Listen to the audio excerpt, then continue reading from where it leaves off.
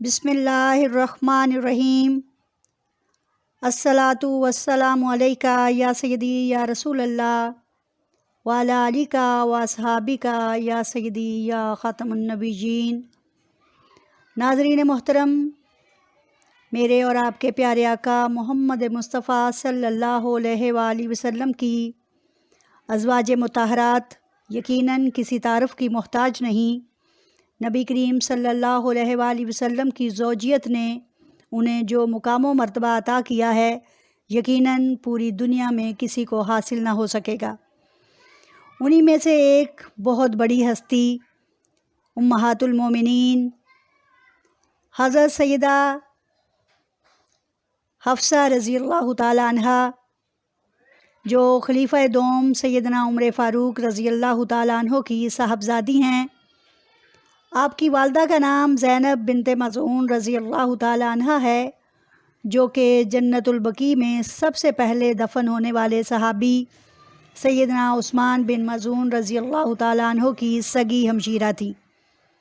ام المومنین سیدہ حفصہ رضی اللہ تعالی عنہ اعلان نبوت سے 5 برس قبل مکہ مکرمہ میں پیدا ہوئیں۔ آپ نے اپنے والدین کے ساتھ ہی اسلام قبول کیا اور آپ نے ایک ایسے گھر میں آنکھ کھولی جہاں جرأت و عزیمت، بہادری اور شجاعت اور بے خوفی کا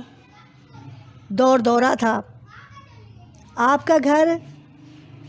مکہ کے ان چند گنے چنے گھروں میں سے ایک تھا جو پڑھنا لکھنا جانتے تھے، اور آپ نے بھی بچپن میں ہی لکھنا پڑھنا سیکھ لیا تھا۔ بعد میں آپ بہت بڑی حافظہ قرآن بنی اور قرآن کا نسخہ نبی کریم صلی اللہ علیہ وآلہ وسلم کی وساطت سے حضرت جنابہ حفصہ رضی اللہ تعالی عنہ کے پاس محفوظ تھا، جسے حضرت ابوبکر صدیق کے دور میں منگوا کر اسے جمع کیا گیا۔ ام المومنین سیدہ حفصہ رضی اللہ تعالی عنہ کی پہلی شادی بنو سہم قبیلے کے ایک سردار حضرت خنیس بن حذافہ رضی اللہ تعالی عنہ سے ہوئی تھی۔ انہوں نے بھی بہت جلد اسلام قبول کر لیا تھا اور اسلام کا رنگ انہیں ایسا چڑھا تھا کہ غزوہ بدر کے معرکے میں انہوں نے حصہ لیا اور اللہ سے اپنی شہادت کی دعا کی، جسے اللہ نے قبول فرمایا، اور غزوہ بدر میں ان کو اتنے زخم آئے کہ وہ ان زخموں سے چور چور مدینہ واپس لائے گئے،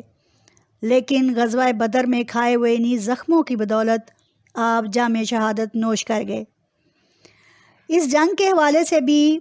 سیدہ حفصہ رضی اللہ تعالیٰ عنہ کو ایک اعزاز حاصل ہے، اور وہ یہ کہ آپ کے گھرانے کے 7 لوگوں نے غزوہ بدر میں حصہ لیا، جن میں آپ کے والد محترم سیدنا عمر فاروق، آپ کے چچا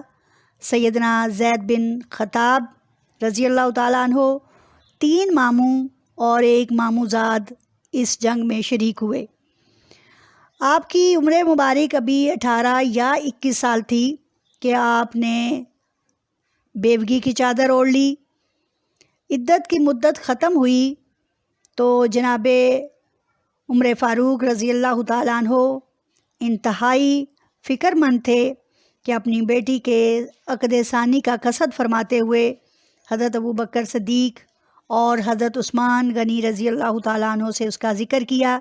لیکن دونوں ہی ہستیوں نے خوبصورت طریقے سے اس کو ٹال دیا۔ لیکن میرے اللہ کو یقیناً ان سے اعلیٰ و برتر نبی صلی اللہ علیہ وآلہ وسلم کی زوجیت قبول تھی۔ چنانچہ حضرت عمر فاروق نے جب اس چیز کا ذکر محمد مصطفیٰ صلی اللہ علیہ وآلہ وسلم سے کیا تو آپ صلی اللہ علیہ وآلہ وسلم نے فرمایا کہ عمر گھبراؤ نہیں، حفصہ کی شادی اس شخص سے ہوگی جو عثمان سے بہتر ہے، اور عثمان کا نکاح اس سے ہوگا جو حفصہ سے بہتر ہے، اور یقیناً ایسا ہی ہوا۔ حضرت عثمان سے بہتر آقائے دو جہان حضرت محمد صلی اللہ علیہ وآلہ وسلم اور حضرت حفصہ سے بہتر حضرت عثمان غنی رضی اللہ تعالیٰ عنہ کے لیے ان کی نبی کریم صلی اللہ علیہ وآلہ وسلم کی بیٹی سیدہ کلثوم، کیونکہ ان دنوں سیدہ رقیہ بنت محمد صلی اللہ علیہ وآلہ وسلم کا انتقال ہو چکا تھا۔ چنانچہ آپ صلی اللہ علیہ وآلہ وسلم نے اپنی دوسری صاحبزادی کا نکاح کلثوم کا نکاح حضرت عثمان غنی سے فرما دیا، اور یقیناً اسی اعزاز کی بدولت حضرت عثمان غنی ذو النورین کے القاب سے نوازے گئے۔ حضرت المومنین سیدہ حفصہ رضی اللہ تعالیٰ عنہ کا خاندان چونکہ اپنی فصاحت، بلاغت،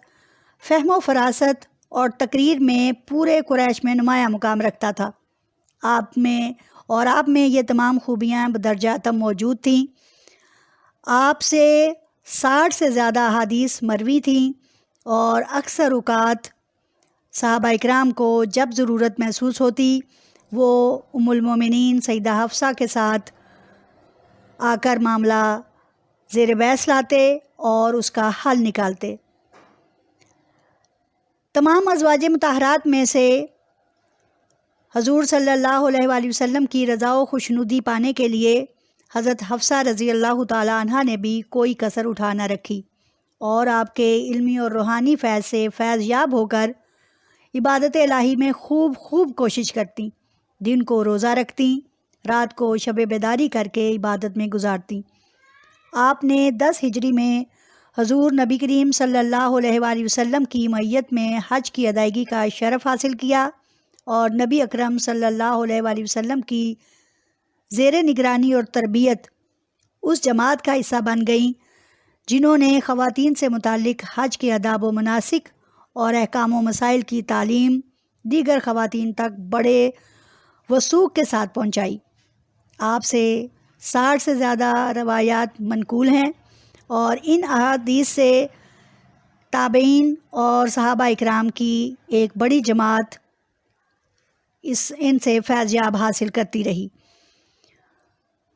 ایک بار حضرت جبرائیل امین نے رسول کریم صلی اللہ علیہ وآلہ وسلم سے ان کے اوصاف کا تذکرہ کرتے ہوئے یوں شہادت دی، یعنی کہ حضرت المومنین سیدہ حفصہ کے بارے میں سیدنا جبرائیل علیہ السلام نے فرمایا کہ وہ بہت زیادہ روزہ رکھنے والی اور کثرت سے قیام اللیل کرنے والی، اور جنت میں بھی آپ صلی اللہ علیہ وآلہ وسلم کی زوجہ محترمہ ہیں۔ یقیناً نبی کریم صلی اللہ علیہ وآلہ وسلم کی تمام ازواج جن کی تعداد ہمیں 13 کے متعلق ملتی ہے، یقیناً جنت میں بھی نبی صلی اللہ علیہ وآلہ وسلم کے علاوہ کوئی ان کا اور شوہر نامدار نہیں ہو سکتا، کیونکہ